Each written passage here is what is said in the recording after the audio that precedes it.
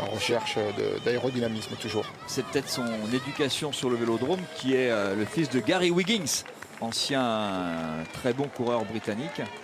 Et on rappelle qu'il a été champion olympique de poursuite individuelle en 2004 et en 2008. C'est-à-dire Sydney-Pékin.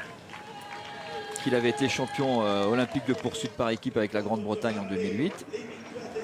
Alors qu'Angel Vizioso va en terminer. Bon temps pour lui, hein, 16e du classement provisoire. Il sera dans les 20 normalement. Et puis on rappelle qu'il a été Bradley Wiggins champion du monde de poursuite en 2003, 2007, 2008 avec l'équipe de Grande-Bretagne en 2007, en 2008, qu'il a gagné l'américaine en 2008. C'est un garçon qui s'est formé sur la piste. Ensuite, il a fait un régime important. Il l'a souvent dit, là, il a perdu près de 14 kilos pour être performant sur la route. Lui qui a porté les couleurs du Crédit Agricole en 2004-2005. Petit clin d'œil à Roger Leger. Il avait commencé à la Française des Jeux. Clin d'œil à Marc Maléo, l'équipe Cofidis pendant un an, avant de passer par le team iRoad, la Garmin et désormais depuis 2010 chez Sky. Il a gagné une étape sur le Tour d'Italie, il a gagné, on le rappelle, l'an dernier le Critérium du Dauphiné en juin 2011.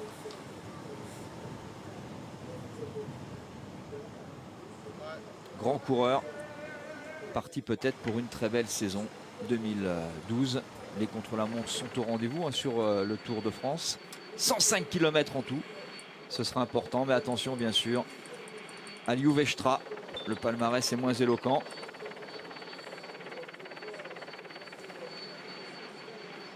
Mais il est peut-être en train de se révéler.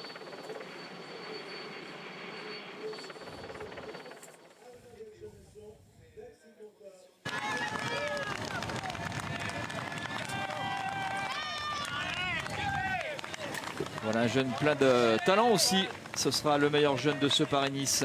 TJ Van Garderen, le coureur américain de l'équipe BMC, qui sera celui qui tentera d'emmener le plus loin possible. C'est un grimpeur, donc il est à son aise aujourd'hui sur ce col d'Aise. TJ Van Garderen accompagnera le plus loin possible dans la montagne sur le Tour de France son leader, le vainqueur 2011, Cadel Evans. Et Van Garderen vient de passer au point intermédiaire au kilomètre 5,6. Voilà, il est 7e à 16 secondes de Jean-Christophe Perrault. C'est un spécialiste du contre-la-montre, Van Garderen, très jeune coureur, très talentueux, mais un petit peu en retrait quand même.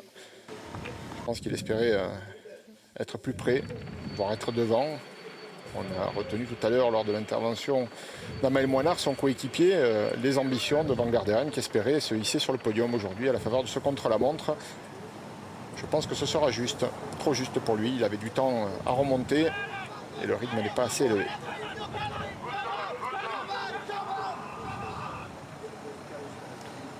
Et voilà, le coureur originaire de Munheim, aux Pays-Bas, qui a 29 ans, Liu Vestra. Il est né en septembre 82. C'est vrai qu'on l'a peu vu, mais c'est un garçon qui est passé très tard chez les professionnels, puisqu'il est venu, voilà, le duel des W. Vestra à gauche, Wiggins à droite. Et Liu Vestra, il était dans l'équipe Crollstone en 2006 et il a intégré l'équipe professionnelle Vacances Soleil seulement en 2009. Wiggins me fait quand même meilleure impression. On le sent très concentré, il m'épate, il ne s'est jamais mis en danseuse depuis qu'il s'était lancé dans ce contre-la-montre. Bradley Wiggins en position, on a l'impression que c'est un contre-la-montre à plat, alors que c'est bien du col d'Aise qu'il s'agit. Et Vestra se bat, voilà, deux coureurs déterminés. Les deux n'ont pas le même palmarès. L'effet de gloire de Wiggins, on vient d'en donner sur la piste notamment, sur la route aussi avec une étape de référence au Tour d'Italie, le Dauphiné. Voilà l'arrivée de Sylvain Chavanel maintenant. Sylvain qui est un petit peu... la motivation n'est pas là, donc sans doute un petit peu en dedans. Et vous l'avez dit, c'est pas forcément le col d'Aise qui va le mieux lui convenir. Voilà, il sera dans les 20. Il ne sera pas dans les 10. 11e du classement provisoire, loin de Jean-Christophe Perrault qui tient Jean-Christophe pour la victoire d'étape. Mais bon, est-ce que pour la victoire finale, ça va pas être, cette bagarre ne va pas lui être fatale? Le coureur de l'équipe Katusha, Spilak, est en train de confirmer aussi qu'il est dans une belle forme en ce mois de mars. Je vous disais, Vestra, ses faits de gloire, c'est d'avoir gagné une étape et le classement général du Tour de Picardie en 2009, qu'il avait gagné le contre-la-montre du Tour de Belgique l'an dernier. Il avait terminé 2e des 3 jours de la panne.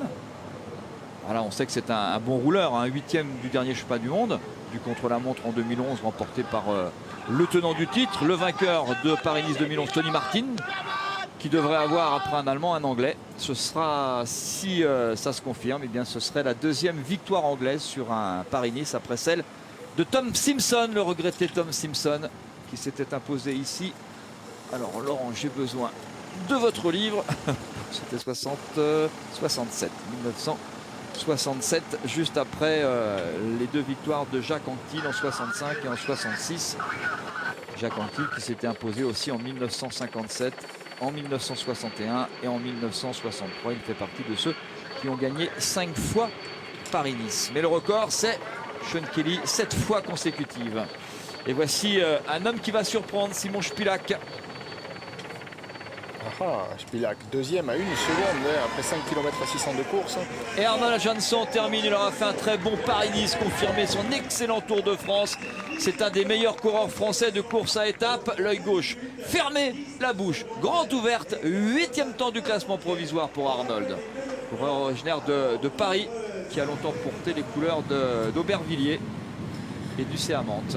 Oui Thierry, on l'a dit vite fait, c'est presque passé inaperçu, mais Špilak est dans le même temps pratiquement que Jean-Christophe Perrault, 1 seconde à peine de perdu pour Simon Špilak, le coureur de l'équipe Katusha.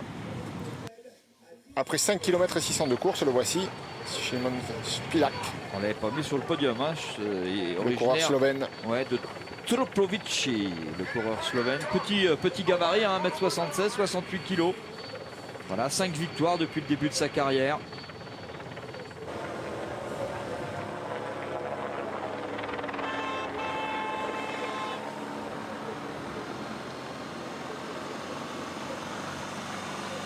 Fidèle à l'équipe Lamprey. Il s'était révélé, tiens, sur la côte Picarde, qu'il avait gagné en 2007. On rappellera quand même qu'il a gagné étape sur le Tour de Romandie. C'était en 2010. Pas de victoire en 2011. C'est plutôt un coéquipier modèle, hein, Špilak.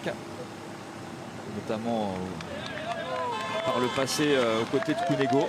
Et puis voilà, cette année, il s'est décidé à quitter la Lamprey. Le voilà parmi les leaders de cette équipe Katusha.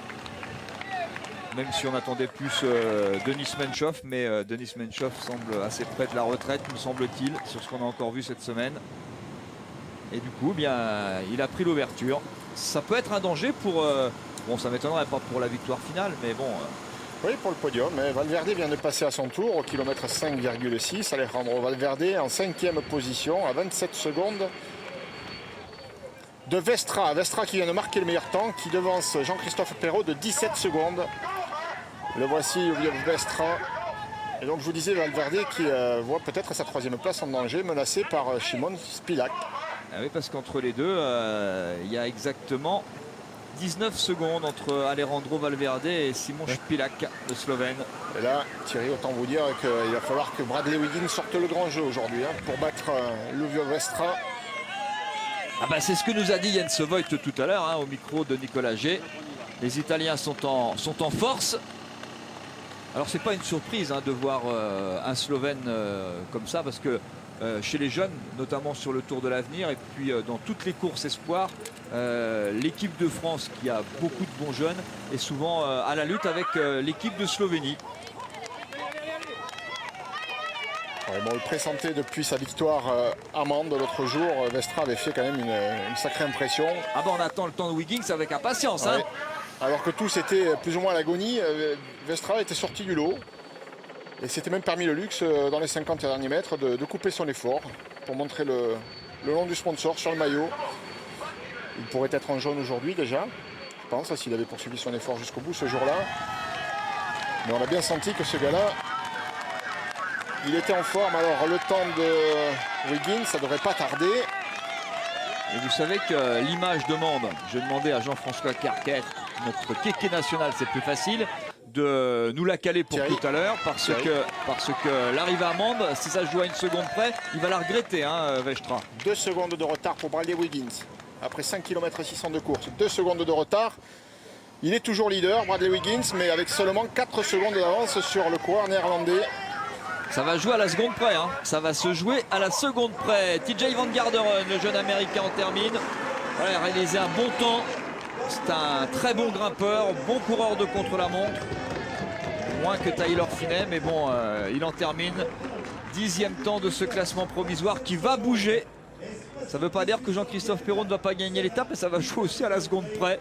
Parce que forcément la bagarre pour le maillot jaune permet à ces hommes de se dépasser. Tiens, il est tout en danseuse. C'est ce que faisait Stéphane Roche qui disait « Moi je faisais toute la montée en danseuse, c'était beaucoup plus facile, j'avais l'impression d'être plus à l'aise. » C'est un petit peu pareil pour Alejandro Valverde, menacé lui pour la 3e place. Rien n'est fait, le classement général peut être bouleversé au terme de ces 9 km 600 dans la roue de Simon Špilak, le Slovène. Ouais, je reviens un instant sur le commentaire que vous avez fait tout à l'heure concernant Westra, qui avait coupé son effort sur la ligne d'arrivée. Je vous coupe, ce que je ne fais pas souvent, j'essaie de faire le moins possible parce qu'on l'a calé. Regardez l'image, regardez l'image, vous allez voir, regardez. Tranquille, tout va bien, mon sponsor. Roue libre et ça grimpe ici. Une seconde, 2 secondes, 3 secondes, 4 secondes. Et regardez, Wiggins qui est derrière. Ça sprint jusqu'à la ligne derrière, donc je pense que dans l'affaire ici il perd 4 ou 5 secondes au moins.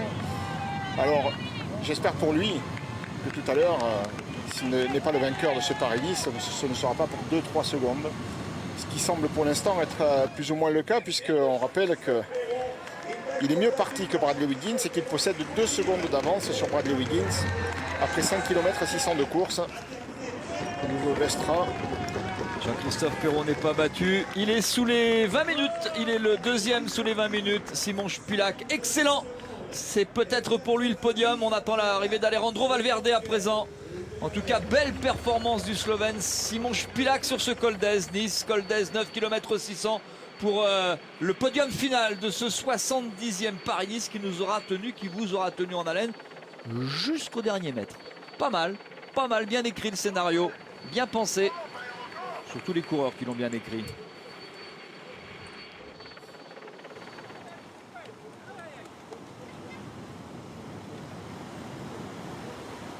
On est sur une partie peut-être un peu plus favorable pour lui, le poursuiteur Bradley Wiggins.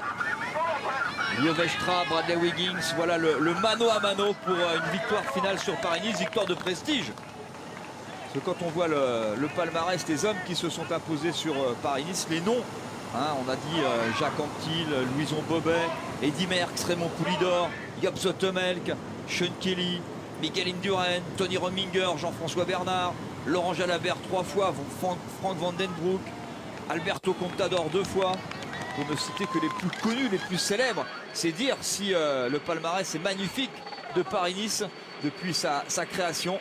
C'était en 1933 la victoire du Belge Alphonse Scheepers. Et je vous rappelle que le tenant du titre est battu. Tony Martin, le coureur allemand, sera battu soit par un Anglais, soit par un Néerlandais. Et Alejandro Valverde, pas sûr d'être sur le podium pour son grand retour sur Paris-Nice. Mais il faudra compter avec Alejandro Valverde de nouveau en danseuse. C'est important d'être sur le podium, surtout quand vous y êtes depuis un petit moment. Quand vous êtes sur le podium, vous êtes sur la photo. Quand vous n'êtes pas sur le podium, on ne sait plus que vous étiez à la course. Non, voilà. Valverde va conserver sa 3e place. Il aurait fallu que Špilak lui reprenne 19 secondes. Ce ne sera pas le cas. 4e du classement provisoire, battu par Jean-Christophe Perrault et par Jérôme Coppel notamment. Belle performance de Jérôme Coppel aujourd'hui qui est capable de venir se mêler à la lutte avec les plus grands. Ça va lui donner un gros moral au coureur originaire d'Annemasse. Allez, on en termine avec maintenant la bagarre pour la victoire finale pour ce maillot jaune. Lio Westra, 6 secondes de retard au départ ce matin, cet après-midi avant les 9 km 600 du Col d'Ez. 6 secondes, c'est à la fois beaucoup, c'est rien. Si on est dans la peau de Westra, on se dit 6 secondes, c'est rien. Si on est dans la peau de Wiggins, on se dit 6 secondes, ça peut suffire. Pas facile, ça remue sous les casques. Ouais, mais Wiggins, quand il est passé au point intermédiaire, étant donné qu'il est le dernier coureur à s'être élancé, il a vu quel était le retard qui était le sien. Il doit être informé de la position de Westra, qui lui avait déjà repris 2 secondes. Et le voilà déjà, Vestra. Oh là là, il a fini fort. Hein. Ouais, il finit très très fort parce qu'il va réaliser le meilleur temps. Jean-Christophe Perrault va être battu par Liev Westra qui pulvérise. Alors c'est absolument extraordinaire. Oh, le temps canon, moins 31 secondes. C'est énorme, ça me paraît énorme. Il a fini, c'est énorme, 31 secondes, Oui, c'est non, énorme. Thierry, les proportions sont respectées. Hein. Je vous disais tout à l'heure, lorsque Perrault était en tête, que l'addition, il fallait la doubler.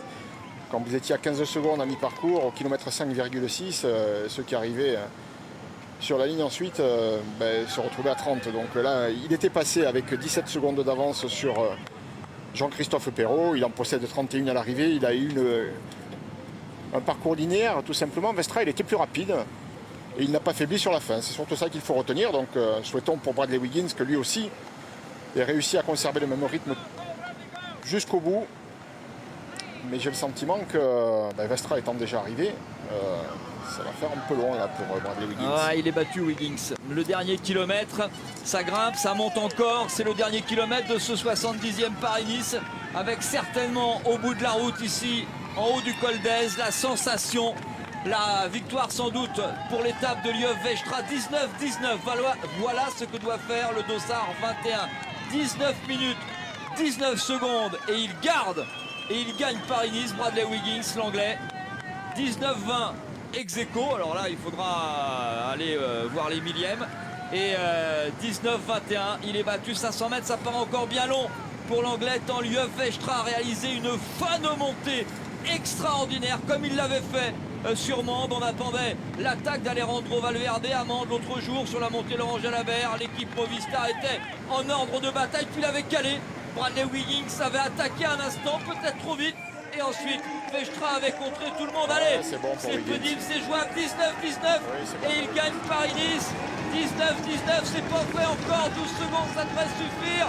19-10, il va peut-être y réaliser le meilleur temps. Il a gagné Paris-Nice. Bravo, en grand champion. Bradley Wiggins remporte Paris-Nice. Il a fini beaucoup mieux encore que Liev Westra qui avait réalisé un temps canon. Et Bradley Wiggins va s'imposer ici avec 7 secondes d'avance au classement général final. Un grand Bradley Wiggins. Le deuxième anglais à s'imposer, le deuxième britannique à s'imposer sur Paris-Nice après Tom Simpson en 1967.